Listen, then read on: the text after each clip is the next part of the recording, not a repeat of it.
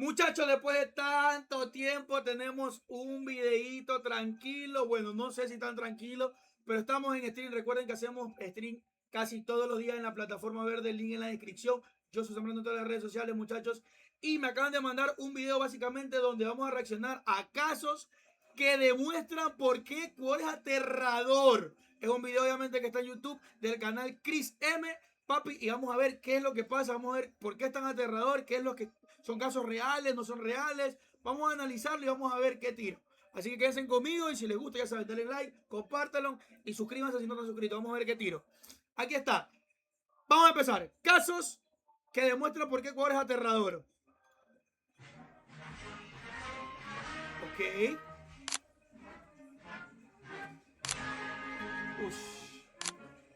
Uy, papá. Ok, parece que sí van a ser casos reales. Dice salud mental. Este video va a estar fuerte, Este video va a estar fuerte. Desde Ecuador, amazónico, desde siempre y hasta siempre. Los peores casos de Ecuador. Un rate version.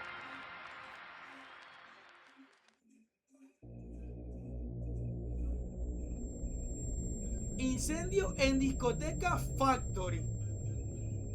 Yo he escuchado de eso, Pero creo que se fue El 19 de abril de 2008, cientos de jóvenes se reunieron para celebrar el Festival Ultratumba 2008 en la discoteca Factory, ubicada en la avenida Maldonado al sur de Quito.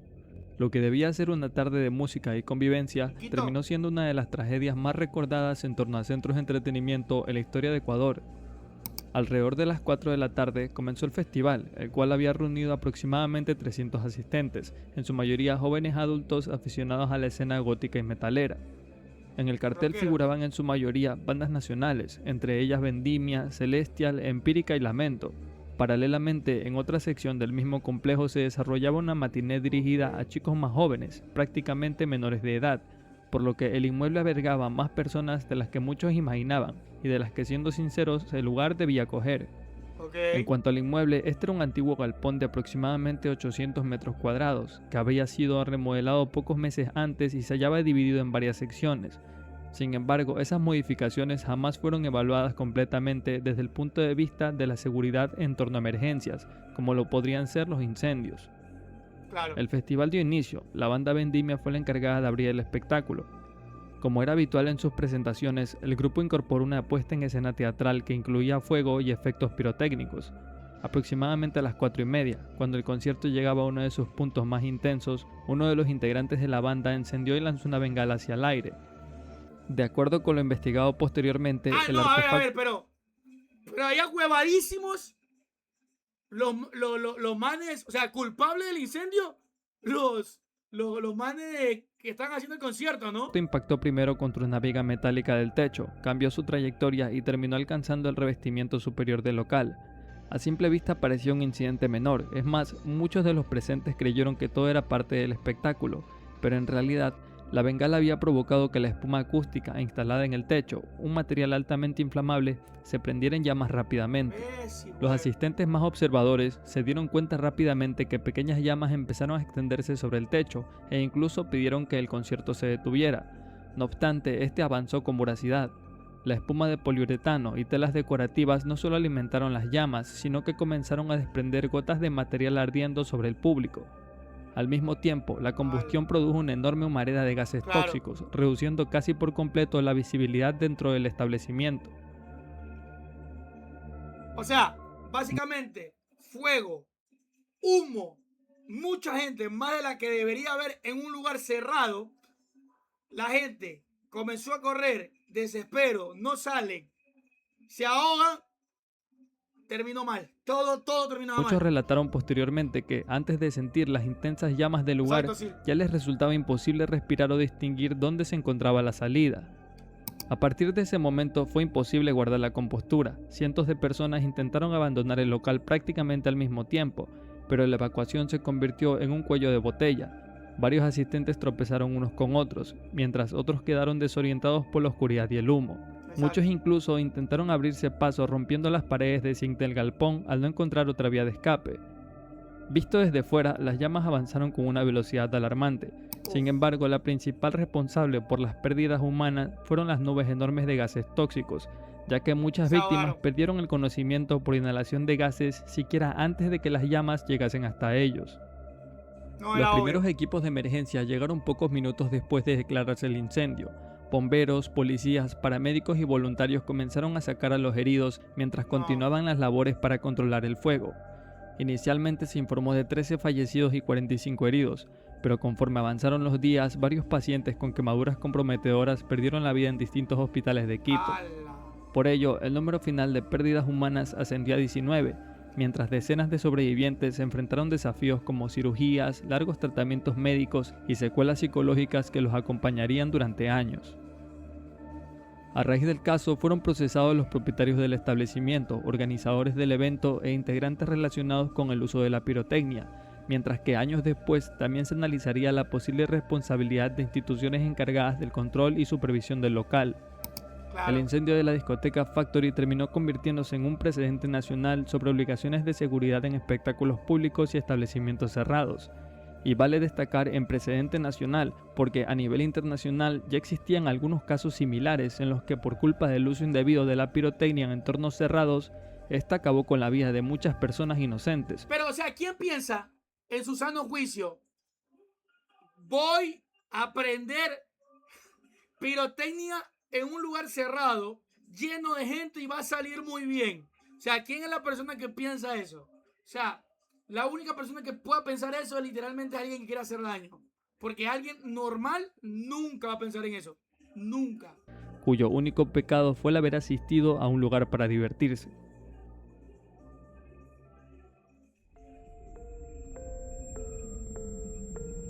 Es que la emoción de qué, Dareco, te entiendo, pero en todos lados sale mal. Los 8 de Daule, ¿ok? Todo comenzó el 31 de mayo de 2026.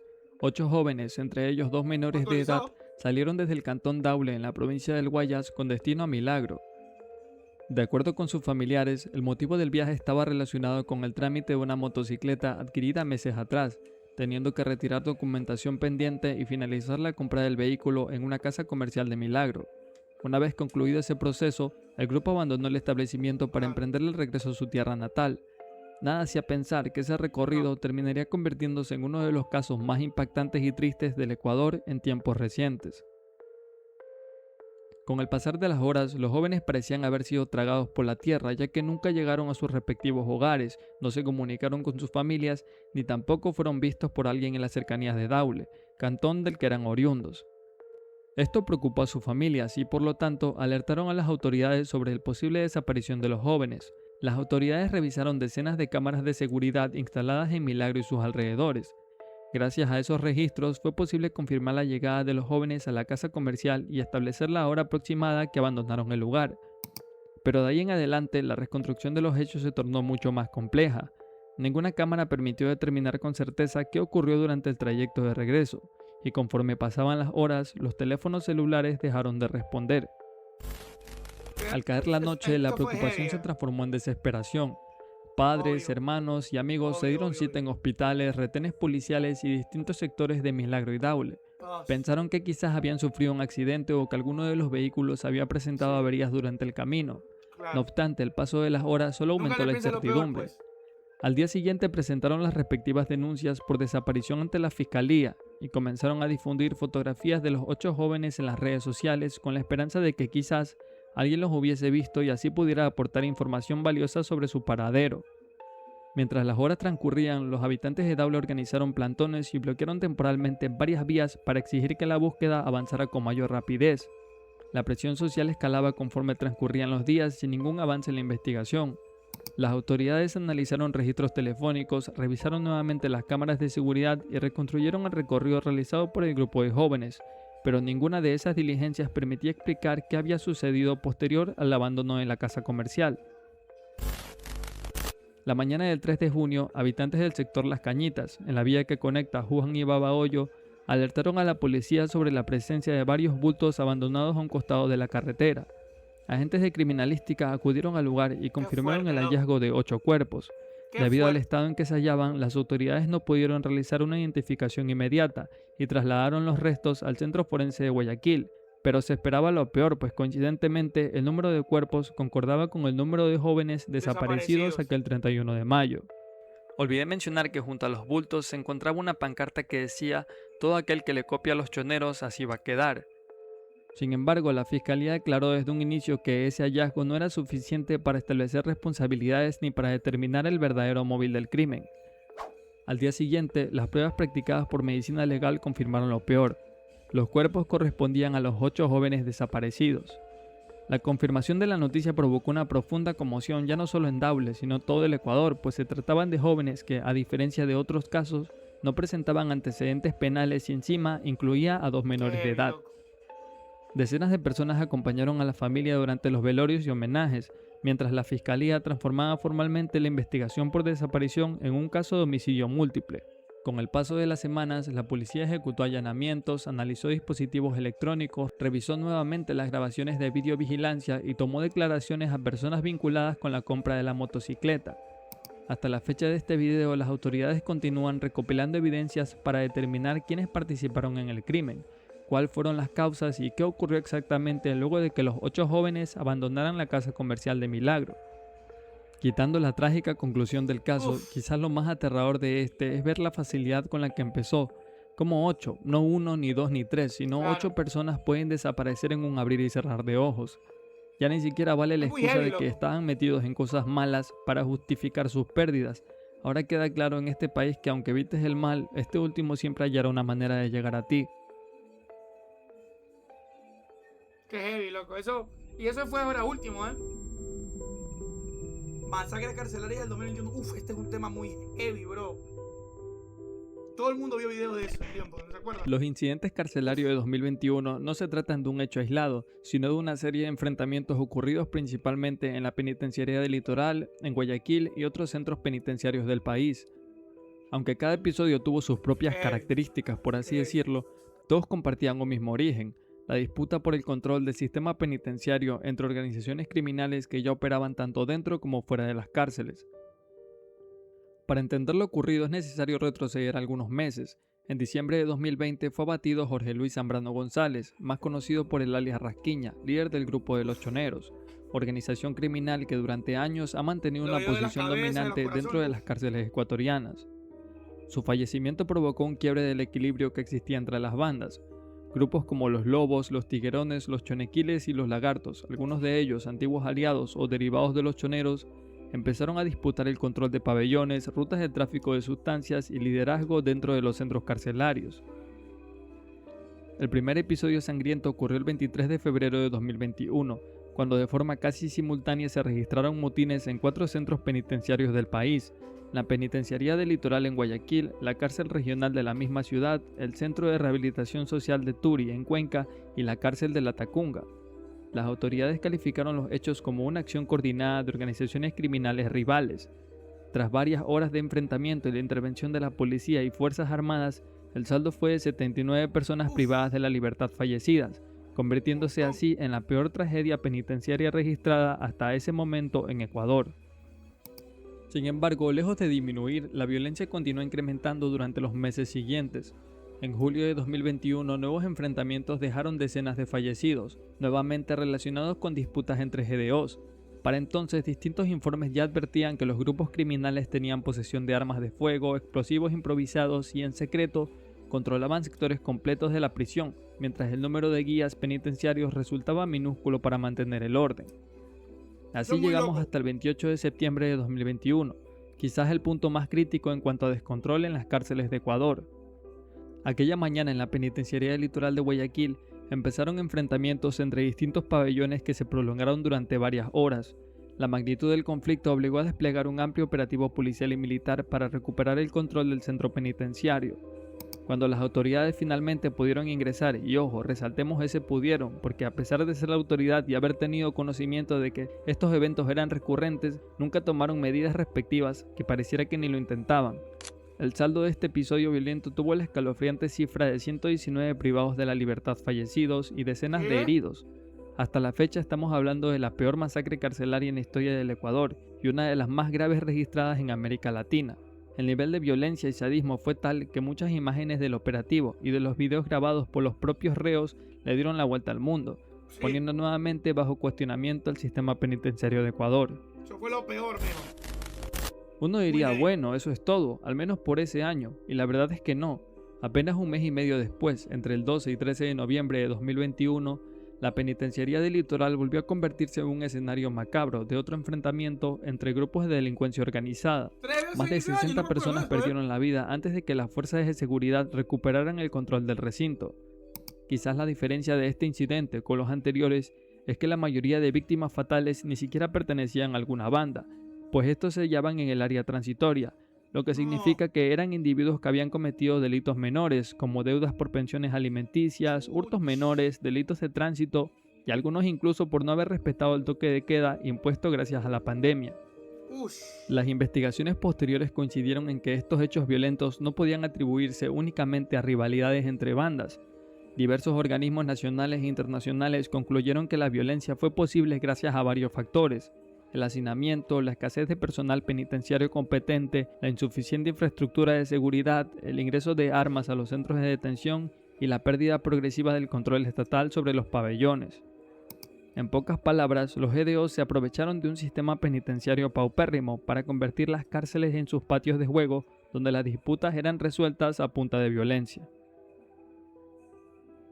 Más allá del número de víctimas, que no deja de ser algo significativo, pues a fin de cuentas estamos hablando de pérdidas humanas, Me estás diciendo que en ese año hubieron como 300 muertos en las cárceles. Eso es una locura, mijo. Bueno, ni siquiera en un año, en 6 meses. 300 muertos dentro de una cárcel.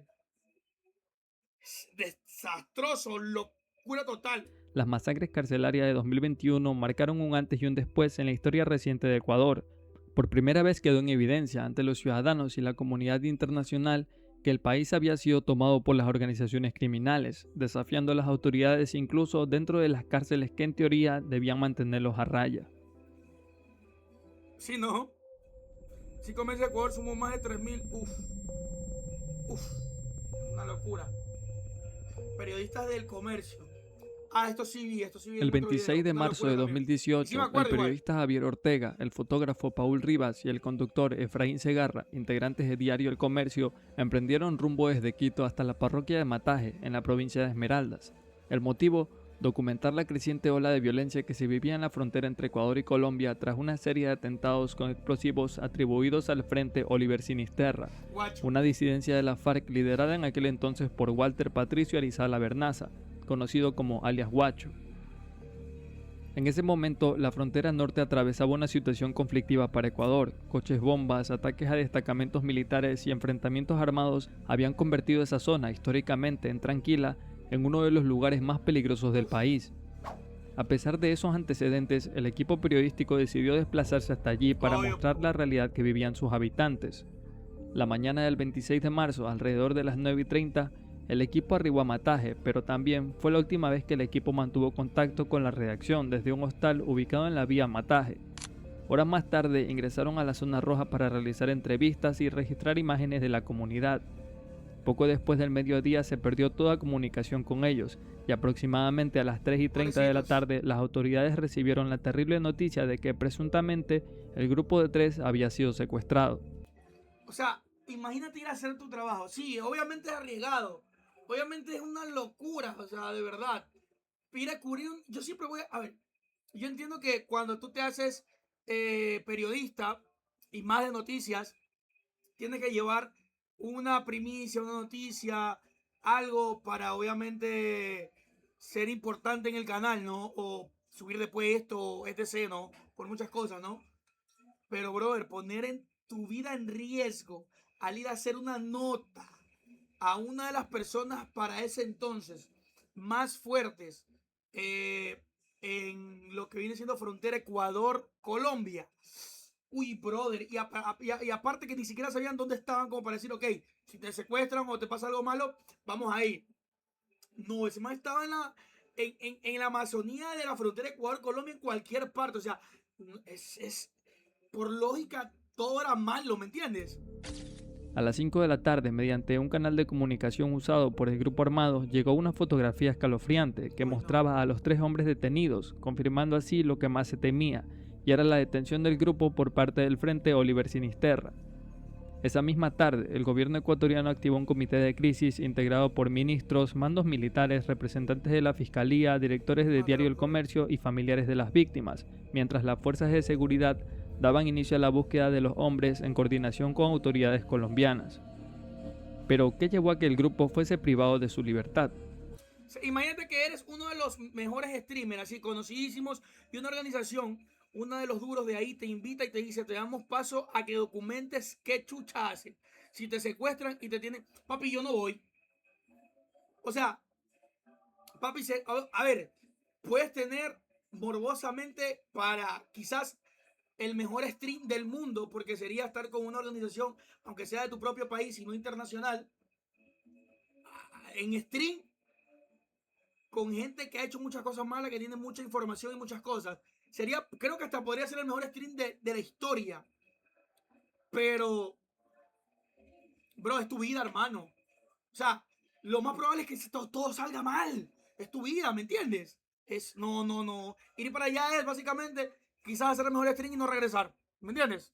¿Y de qué sirve hacer el mejor stream si no regresas?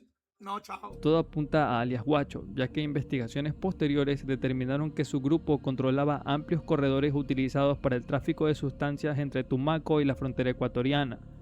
La presencia de militares y periodistas en la zona fue vista como una amenaza para sus operaciones.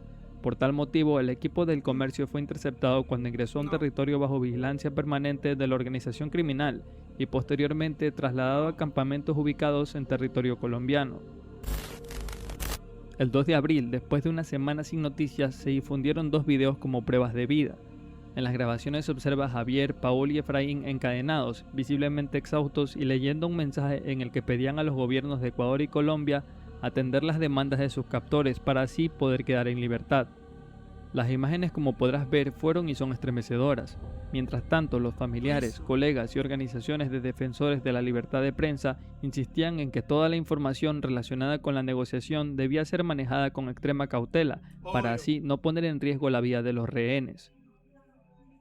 Durante los días siguientes empezaron a circular rumores falsos en algunos medios colombianos sobre que los periodistas habían sido liberados, información que fue rápidamente desmentida por autoridades. Las horas transcurrían y la incertidumbre era total, hasta que finalmente el 11 de abril llegó la noticia que nadie quería escuchar. El Frente Oliver Sinisterra hizo llegar un comunicado en el que afirmaba haber acabado con la vida de los 3 hombres privados de la libertad. Al día siguiente empezaron a circular fotografías que mostraban los supuestos cuerpos sin vida, pero el gobierno ecuatoriano decidió no confirmar la información mientras verificaba la autenticidad. Finalmente, la mañana del 13 de abril tuvieron que aceptar la realidad. El presidente de ese entonces, Lenín Moreno, anunció públicamente que tras agotarse el plazo dado a los captores para entregar pruebas de vida, luego de recibir información corroborada, la totalidad del equipo periodístico del comercio había perdido la vida. Como era de esperarse, la noticia provocó una ola de indignación, tachando de inepto al presidente Lenín Moreno, afirmando que él, junto al resto de autoridades, pudieron haber hecho algo más para salvaguardar la integridad de aquellos valientes periodistas. La tragedia tristemente no concluyó ahí. Durante más de 2 meses las familias no pudieron recuperar los cuerpos, ya que estos permanecían ocultos en una zona selvática del departamento colombiano de Nariño. No fue sino hasta finales de junio de 2018 cuando equipos forenses lograron localizarlos en una fosa clandestina cercana a Tumaco. Las autopsias determinaron que los 3 hombres habían sido privados de la vida con disparos a corta distancia, específicamente en la cabeza. A día de hoy, los familiares siguen reclamando el esclarecimiento completo de los hechos y la determinación. Qué heavy, loco. Ya está por afuera, en el refri, primero. Y cierra la puerta rapidito. Rapidito, cierra y vienes y otra vez cierras y te pones. De todas las responsabilidades. Es muy heavy, loco. Es muy heavy.Igual lo iban a eliminar sin importar lo que pasara. Ojo, lo digo sin defender a ese man. Obviamente nadie está a favor de lo que fue esa malvada persona, pero qué locura igual, brother. O sea, en todo iba a perder. A ese man lo cogieron a la guerrilla. Pero sin bulla, papi, porque estoy en stream, pues. Pues ellos, al igual que muchos Yo tengo mis auriculares. ciudadanos, creen que los culpables no solamente fueron los ejecutores del secuestro y posterior homicidio, sino también los que tomaron las decisiones durante las negociaciones. Más allá del impacto que produjo la trágica pérdida de los 3 trabajadores de la prensa, este caso dejó al descubierto la fragilidad con la que el país enfrentaba un conflicto que ya había cruzado su frontera. Javier Ortega, Paul Rivas y Efraín Segarra salieron a documentar una realidad Qué oscura triste, que loco. pocos conocían, sin saber que acabarían convirtiéndose en parte de ella. Qué triste, la verdad. Es muy triste. Muy triste. Con este caso, Es muy, muy triste, loco. Y la verdad, muchachos, hay miles de casos así. Siento que hay miles de casos así. Pero muchos no salieron a la noticia tan grave. Otros obviamente sí, quizás no lo pusieron en el video porque obviamente no puedes poner todo, es un video infinito prácticamente. Pero siento que de los últimos años han sido los casos más fuertes. Y bueno, qué locura, loco. Es horrible ver que cómo hemos evolucionado para mal. Pero es la realidad, muchachos. A todos los que están viendo este video, si no saben, soy Yo Soprano, streamer, creador de contenido en todos los lados, en todas las redes sociales, Yo Soprano, así como estoy aquí, o las redes que están acá abajo en la descripción. Ya saben, me dan la plataforma verde para que vean todo esto en vivo. Hacemos muchas más cosas más, así que los espero. Espero les haya gustado y bueno, ya saben, denle su like.